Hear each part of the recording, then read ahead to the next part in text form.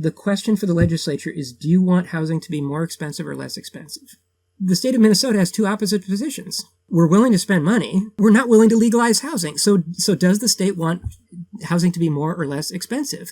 Right now, just spending money is like being in a boat that's sinking, and there's a giant hole in the bottom of the boat, and instead of fixing the hole in the bottom of the boat, you just keep bailing.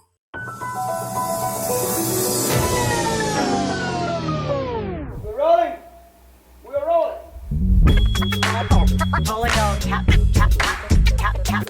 This is a real thing. Real thing. None of you have the balls to stop this. Stop this. I've got plenty of time. I have nothing else going on today. We're in the Wedge neighborhood right now.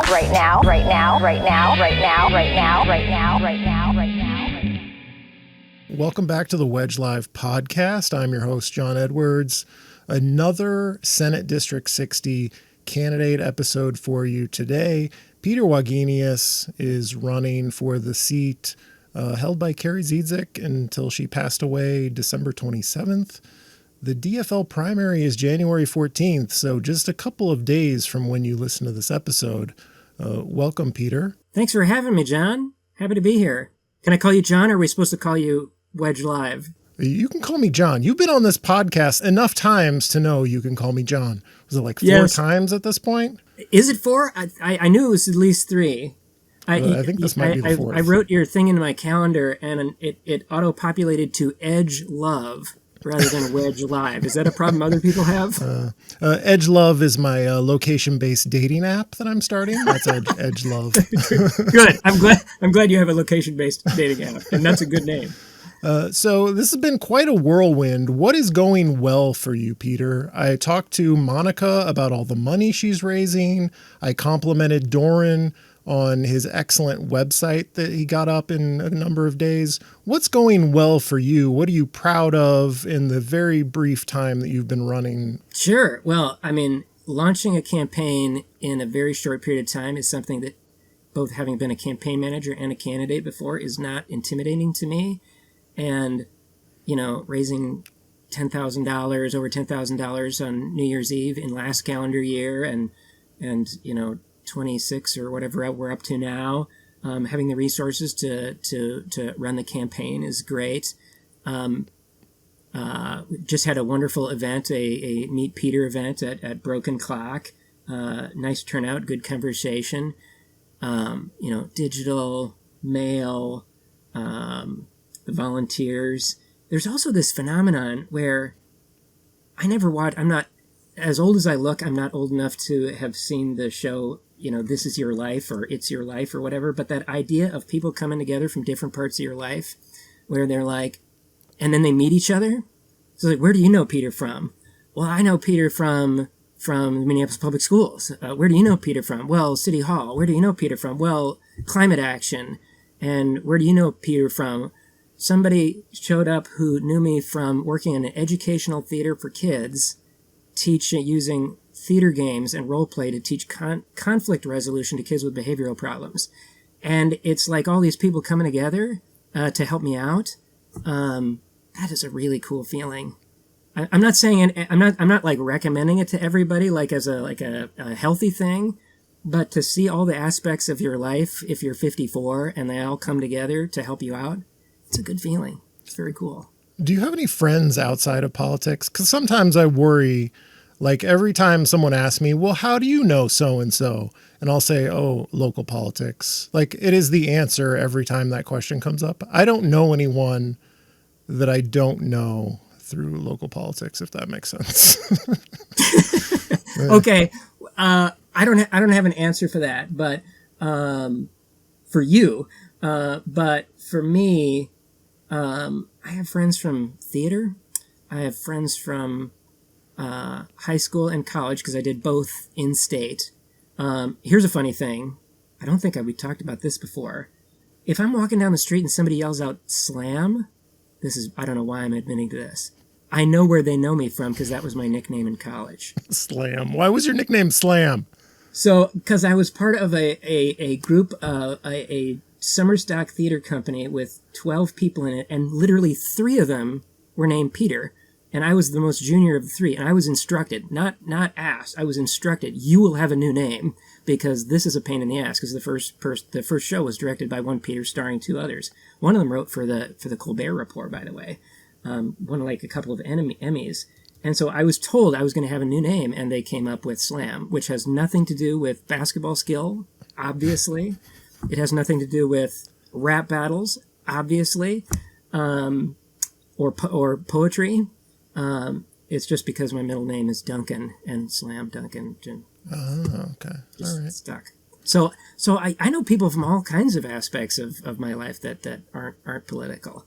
And that's what I was trying to say, is the cool part of it is there are people stepping up who are like, Peter, this politics stuff is, how do you do this? They think it's bizarre. And I'm not going to tell them they're wrong. I'm just glad they're helping.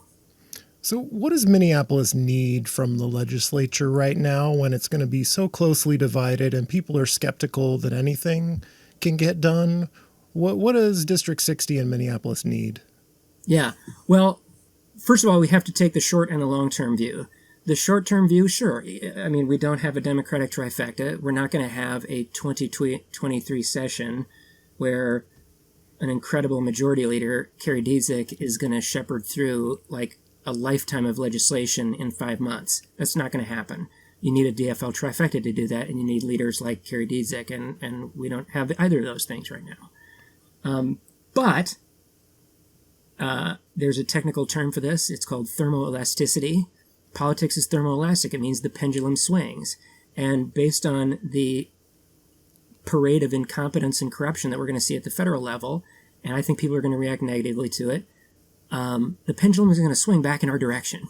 It's going to swing back in our direction 2 years from now. And it's our job to push the pendulum so it swings hard in the direction of progressive change. I know some people are bummed out about the election. Of course I am too, on a national scale. We were talking at my kickoff event on New Year's Eve about how people are experiencing the loss of Kerry. It's like layers of grief, because they were already experiencing grief about, I'm not sure where to look. I'm trying to look at you, John, and I don't know where my eyes are, but people are experiencing the level of grief. They're scared to be an American right now. And I'm not going to tell them they're wrong. Trump's going to hurt people, and we can't prevent it all. And we should try and prevent everything we can. But it wasn't the same in Minnesota as it was nationwide. And we got to remember to take pride in that. In the Minnesota legislature, after all that incredible ambition that we saw from our legislators and the pundits saying, oh, don't do that, don't be ambitious, we lost just one state house member. So let's program that knowledge that people do not punish ambition to help people into our future plans. Let's work towards getting a trifecta back, and let's do what we did 2 years before we had the last trifecta, which is let's take progressive legislation out for a spin in the Senate. We did that, in the House, in 2020, knowing full well all our legislation was going to get shot down. But it was beneficial to build support for that legislation so that when we did get a trifecta, we jumped on it. And the bills I worked on, the transportation bills. There were a bunch of things Kerry passed that I didn't have anything to do with. But we passed 3 breathtaking climate bills. It wasn't because we started in January. It started because we started years before. We passed 100% clean energy before Valentine's Day.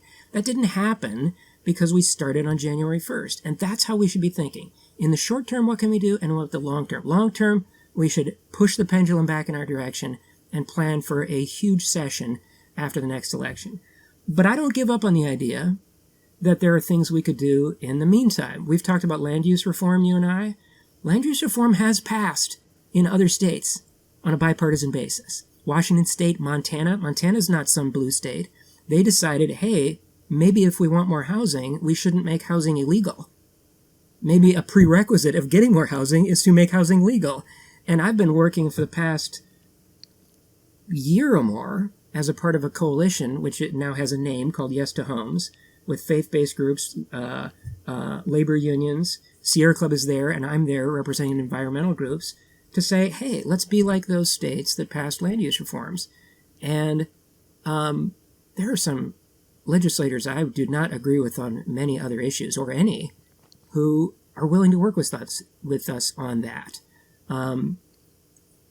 You asked me a simple question, and I gave you a really long answer. We are also going to play defense, depending on what happens with the House and how much they abuse their temporary 2-week non-majority majority.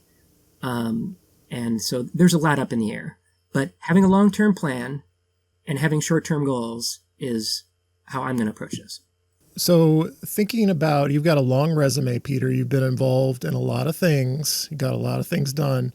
Can you give me like a couple of the things you're most proud of where you showed leadership, you saw a problem and you stepped in and you accomplished something, just to give people a sense of what you've done? Sure. So I'll just hit a couple of highlights.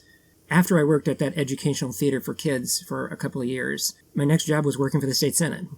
While I was there, I got a top staff award for basically for 2 things: for working on the Katie Poyer abduction task force to fix some of our criminal justice laws, some things that should have been in place to protect people like her.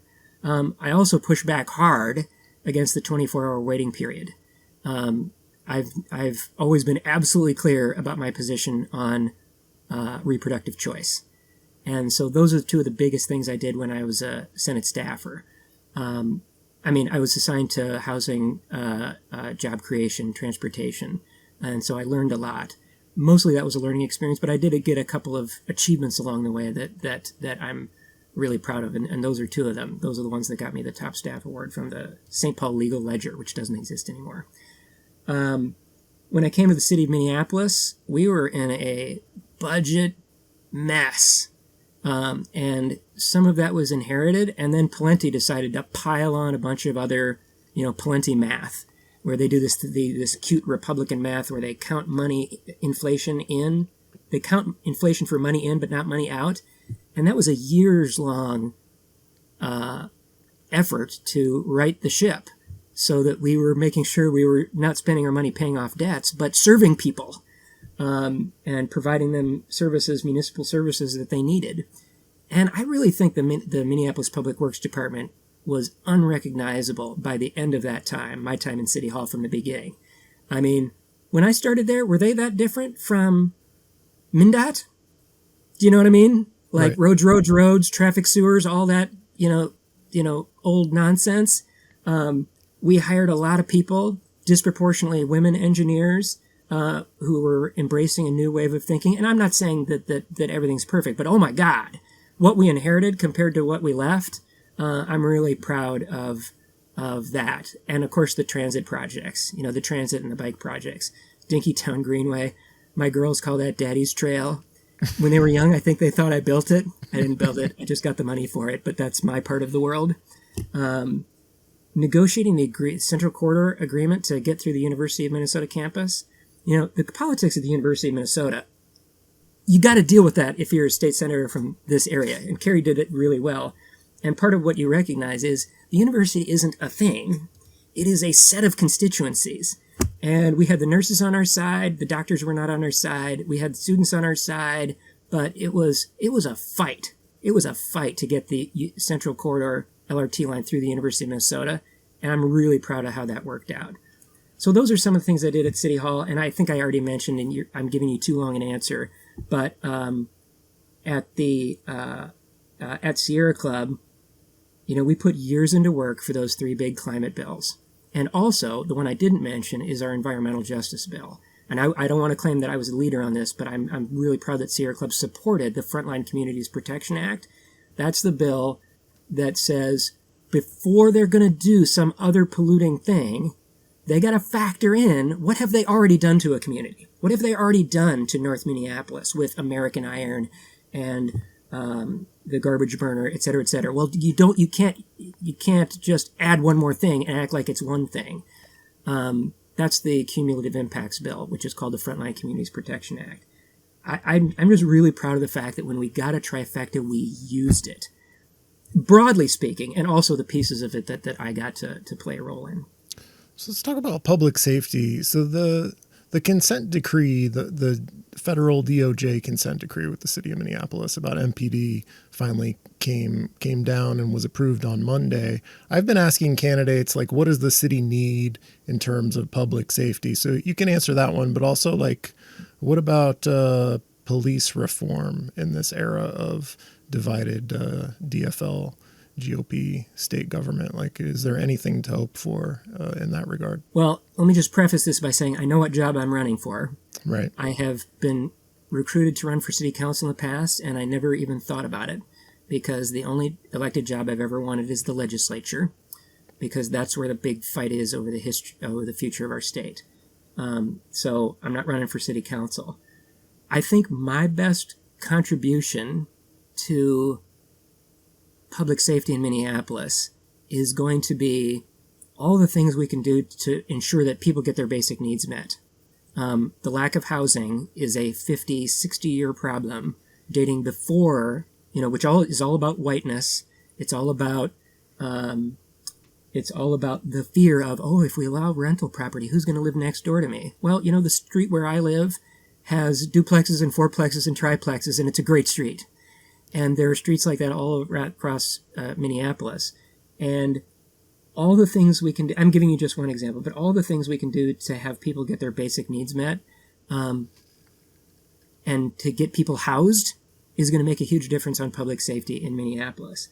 But let me go a little bit more directly to your question. I think that another piece that I think directly will impact the city of Minneapolis is what can the state do? And I'm not saying that we're West Virginia, but we still, the school to prison pipeline is a real thing.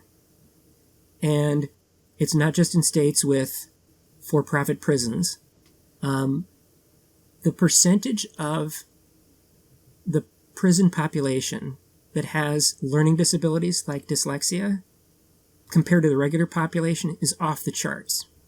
And the legislature just passed a bill, another one of their amazing pieces of legislation from 2023. They passed the READ Act, which is going to gear us up to diagnose all the kids with learning disabilities by first grade, I think by the end of second grade. That's amazing. And I don't think, and my wife and I are really active in our kids' school, and I have some knowledge about how this works within the Minneapolis public schools, I'm really glad the READ Act passed, but we got to gear up to provide services to the kids who are diagnosed. Otherwise, we're not interrupting the school to prison pipeline. We're just going into it with more knowledge. That's not a critique of the bill, by the way. The bill is amazing. It needed to happen. I'm so glad it finally happened. But we need to gear up funding so that the kids who are identified get early interventions, because racial disparities in school, this has been studied at the University of Minnesota, start really, really, really young. And our interventions need to start really, really, really young. And that's what I want to be working on. That's what I think the role of a legislator is, to make sure that we're not just reacting to, crime, that we're getting way ahead of it in the ways that we know we can. Lead service lines in pipes, all the lead poisoning. That's another example. There are a huge number of environmental causes. And everything we can do to attack that seems like really long-term. The fact that it's long-term doesn't mean you wait. It means you start right away.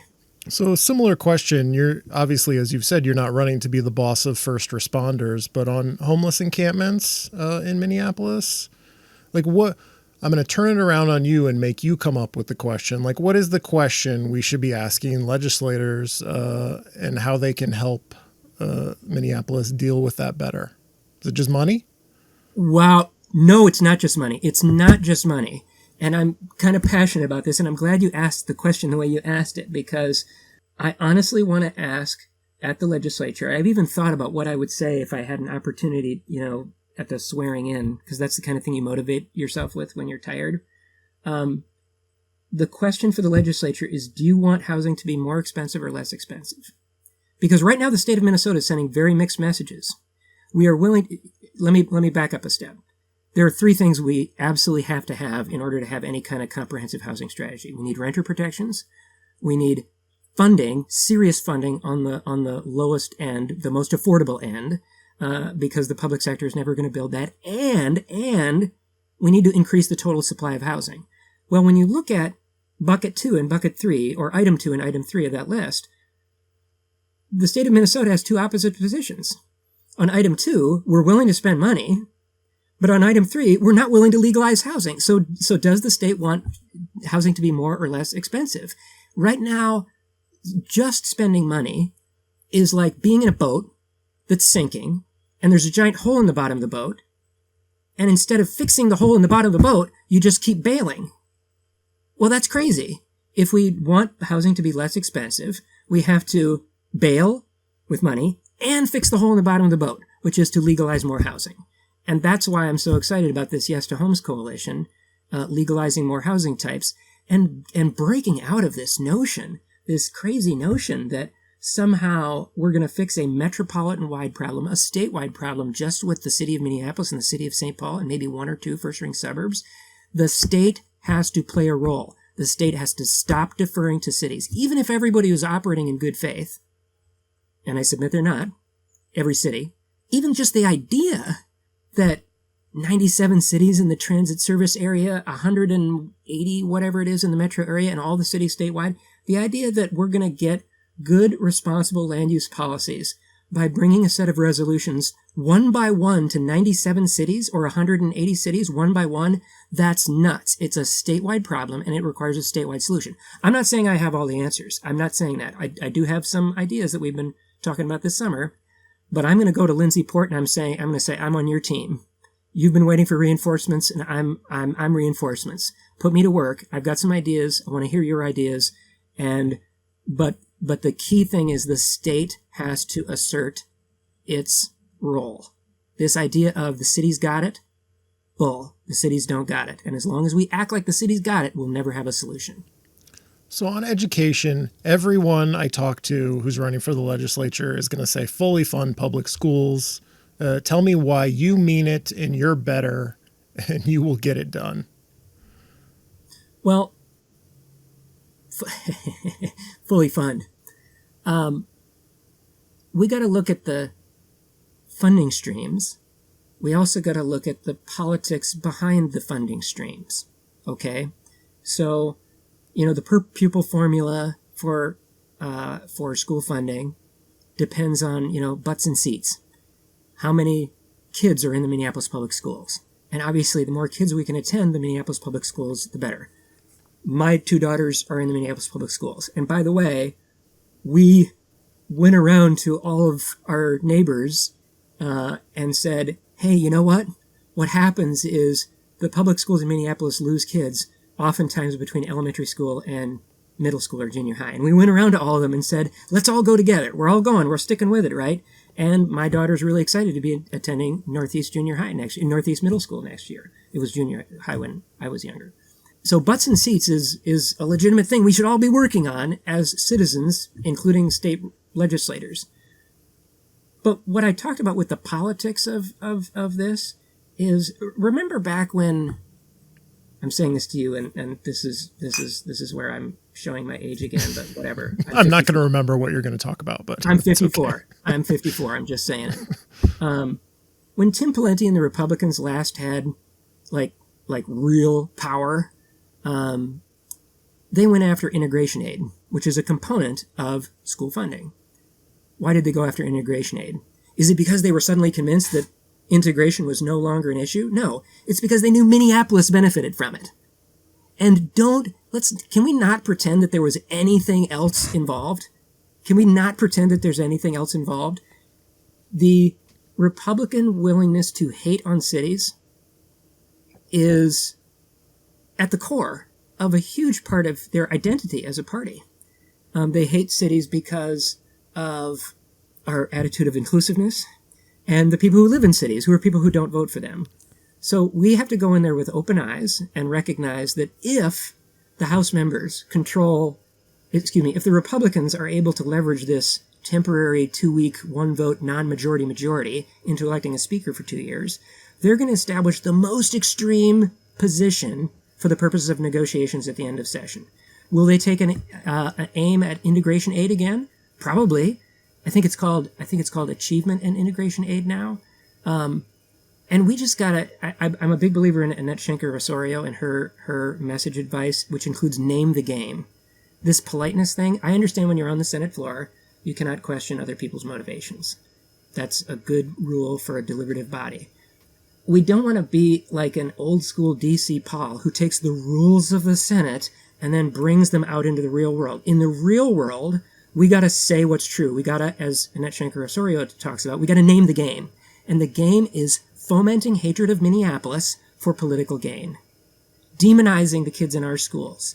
So, I mean, we all understand that, I guess the short answer to your question, and I gave you a long answer first, is we all want more funding for our schools.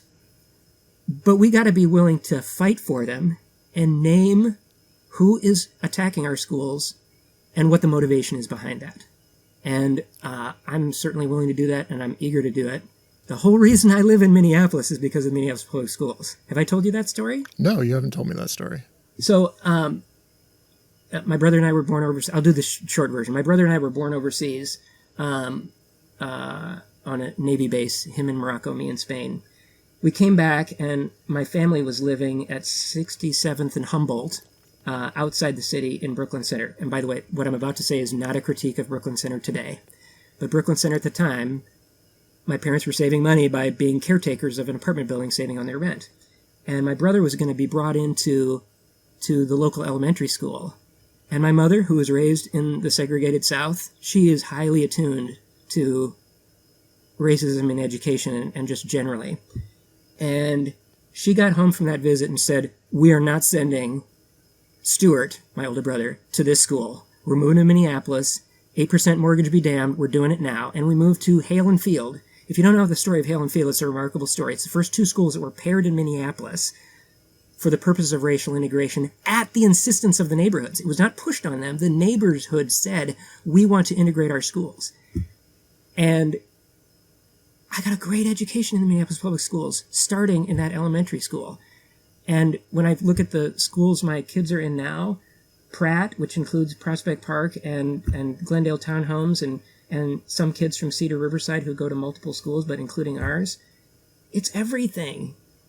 It's everything. It is a loving and diverse school. It's everything we want America to be in a school. And I want to tell that story. I want to tell the story of the street where I live with duplexes and triplexes and fourplexes, and aggressively defend Minneapolis and the people who live in it. And when somebody is coming after us, whether it's integration aid, achievement and integration aid, or something else, you got to name it. Even if you can't do it on the Senate floor in the way you want to, we got to communicate what's being done and why, because that's how we win, by exposing the motivation of the other side. So moratorium on charters? Yes? No? I think I'm open to that. There are kids getting good educations in charter schools, including a lot of kids in this district. I don't think we want to be shutting down charter schools. But a moratorium on new ones? A moratorium on new ones is something we need to look at, because I was talking to, I probably shouldn't name somebody because they're not taking a position in this race, but a former member of the school board. It's just the math doesn't work. You're cutting the pie into smaller and smaller and smaller and smaller pieces. That doesn't work. So we've got to staunch that. And if somebody has a better idea, I'm up for it. And we can't be cavalier about this, because I feel like sometimes people they come up with a grand new plan for schools, and then there's a grand new plan, and they forget about the cost of disruption from wherever you were to whatever you get to. The disruption itself is bad for schools, but we have to stop slicing the pie into smaller and smaller and smaller slices. It's not mathematically sustainable. I know about public sector budgeting from my time in City, Minneapolis. I'm not at the school board. There are things that I don't know. I'm going to be educated by other people. But the basics of public sector finance tells you that this isn't working. Transportation. So Yeah. we're talking a lot about I-94, rethinking I-94, perhaps removing it and replacing it with a Twin Cities Boulevard. What do you think about that? Yeah, okay. So coincidentally, I was at Broken Clock tonight at our, happy hour with Peter thing where people can just come and talk to me. And coincidentally, we talked about both 94 and about corridors through the district in general. And I won't name him because, because I don't have permission to name him. But it was somebody who lived really close to University Avenue.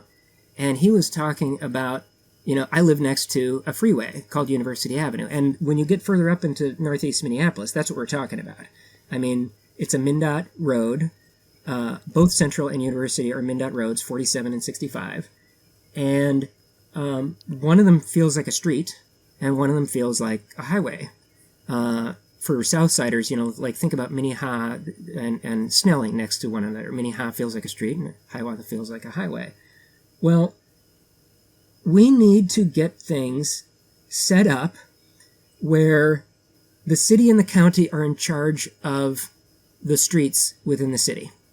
This 1960s, 70s, 80s thing where the city and the county give over their streets to the philosophy of, we're just a raceway for suburbanites to get out of town. We're just a pass-through, and you can turn our streets into traffic sewers. Not okay. Not okay, and they all need to be fixed. Not just 94, but streets in Senate District 60 need to be controlled by the city of Minneapolis and Hennepin County.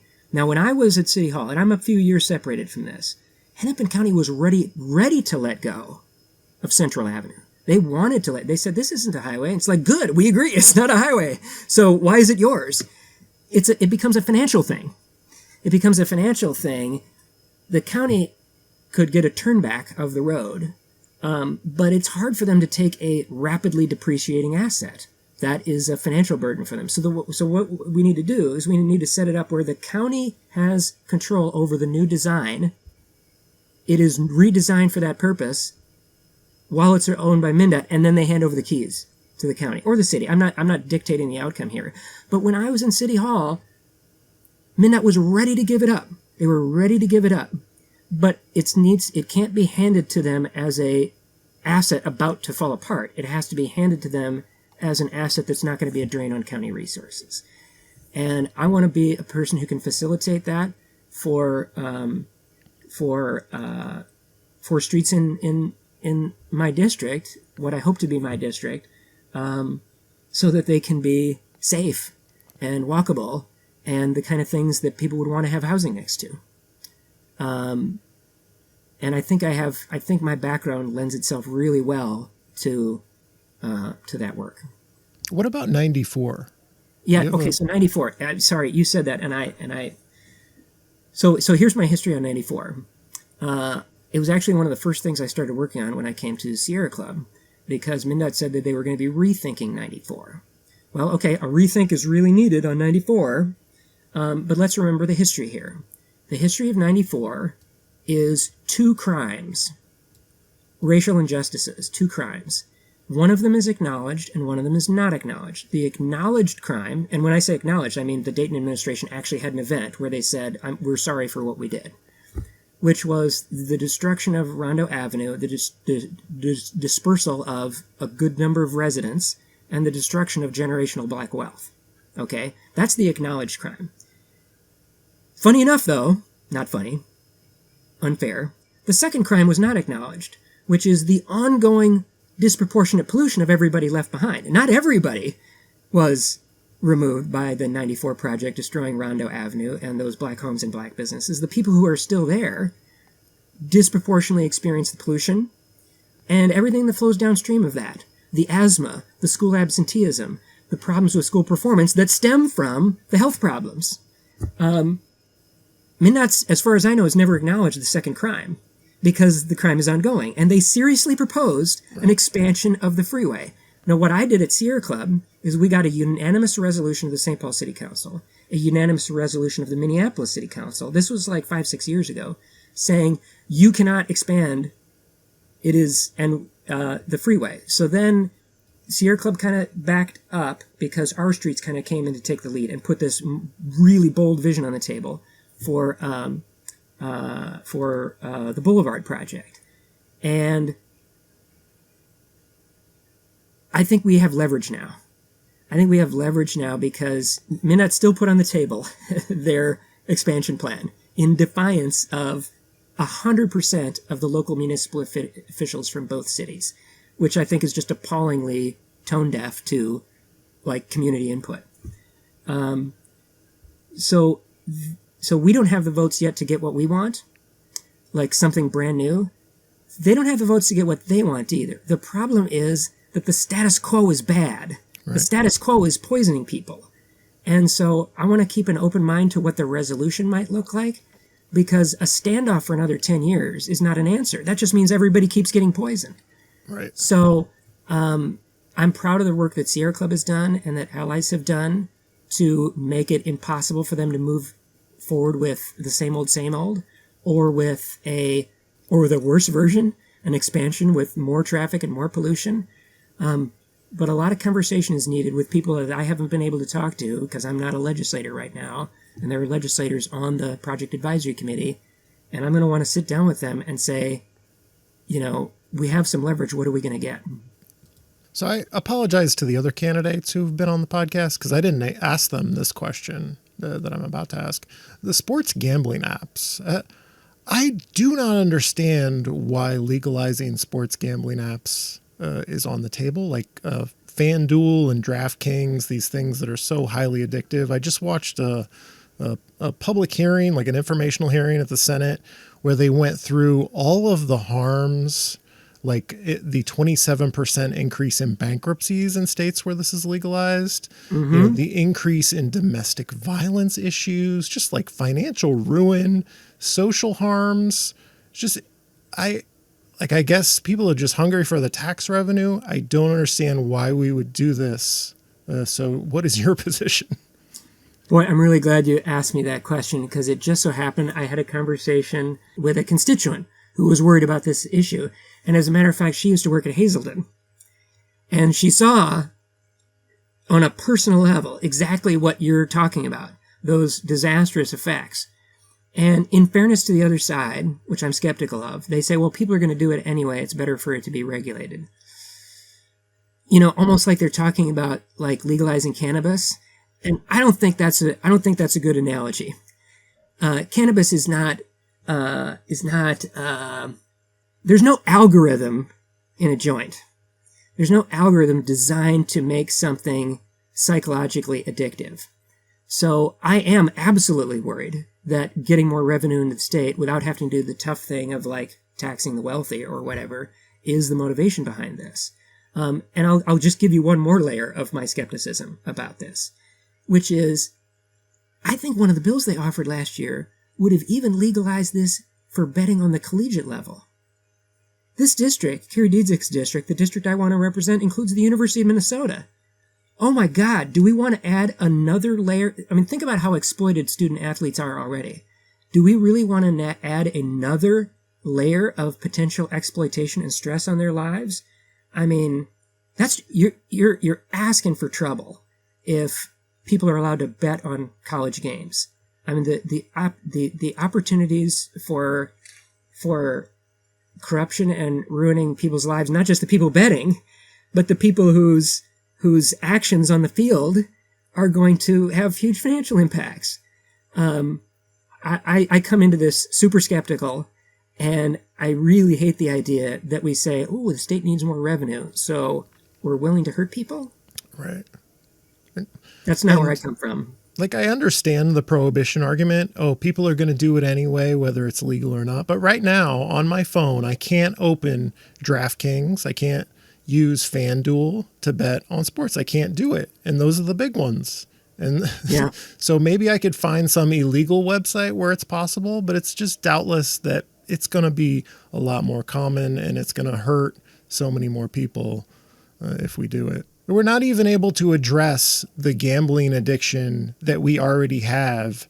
So like the cost to the state in trying to address this, these companies are not going to give enough money to anti-gambling or addiction support groups that is going to be enough to address the harms they're going to cause.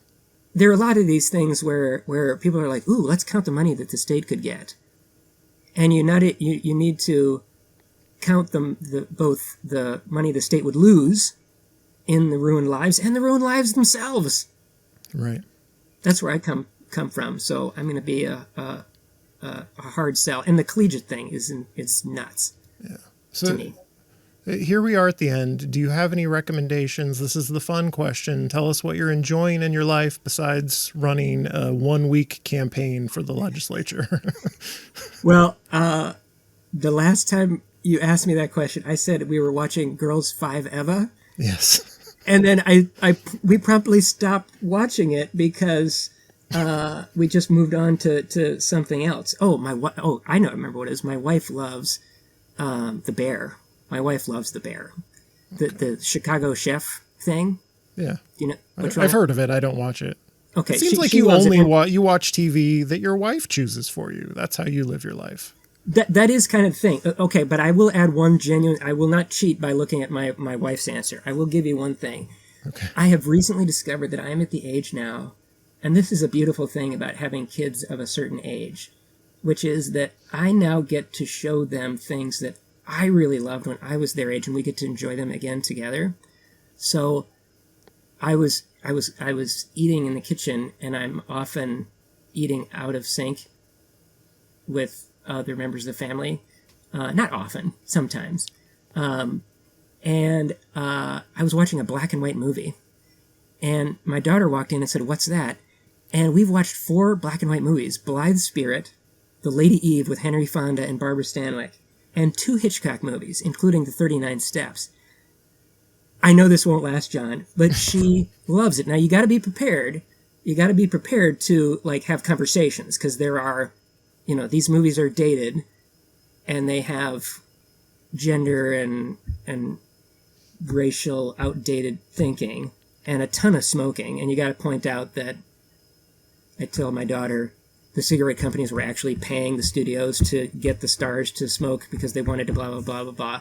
But if you're willing to go through that work and you love old movies, which I do, it is so awesome that she will watch Hitchcock's The 39 Steps with me and Young and Innocent, a lesser-known Hitchcock film. It's super fun. And I love the fact that she's old enough, just the older one, that we can do that together. It's pretty cool. Did you say you're 54, 55? 54. You're not even from the era of black and white movies. You're too young to have... Oh, absolutely. I hope I didn't give you the impression that I was. I'm just a nerd. Okay. I'm not. I didn't watch The 39 Steps. You saw it in theaters. I didn't watch it in the theater. They used to have the Oak Street Cinema, and that was where I watched a lot of these movies. The old campus theater on Oak Street. They had a classic film house there. That was actually one of my jobs. Is I tried to negotiate when I was working for the mayor. I tried to negotiate a dispute between the management and the workers there to keep the theater open. In part because I was going there to see all those great old movies, but it didn't end up closing. There's housing there. I lied. I have one more question. I'm going to kick myself if I don't ask this question. So Taylor of Twitter fame, and she's also on Blue Sky, was talking about how people are explaining all the money that is flooding into one of your opponents, from some questionable characters. I won't say who they are, but it's anti-Wagenius money. That's what it is. They hate Peter Wagenius. And I'm like, if these people hate Peter Wagenius, that says some nice things about Peter Wagenius. Yeah, I'll be honest. I've been working on my campaign hard. I don't know what you're referring to in terms of Taylor's post. It's like Nancy Hilden. I think there was a healthcare executive on the list of people, people you would not expect to donate to a progressive or donating to one of your also progressive opponents. Okay. See, when you said that, I thought, is the ethanol lobby weighing into this race? Because I shouldn't be saying this, but they could get a lot of money from the ethanol lobby.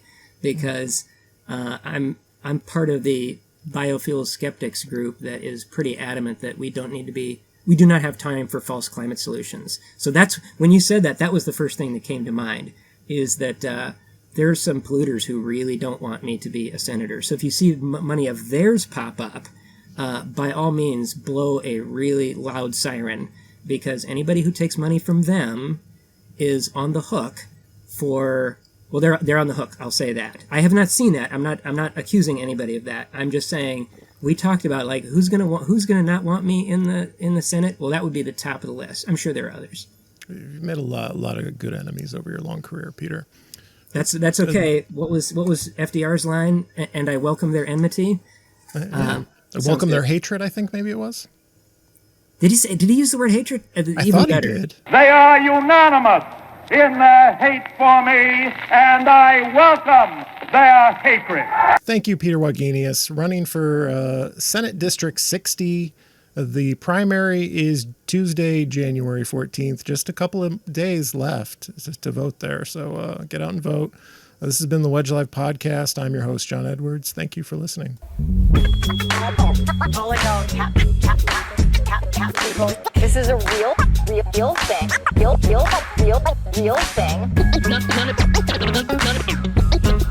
None of you have the balls to stop this. Stop this.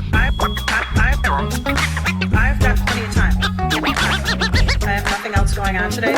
We're in the Wedge neighborhood right now. Right now.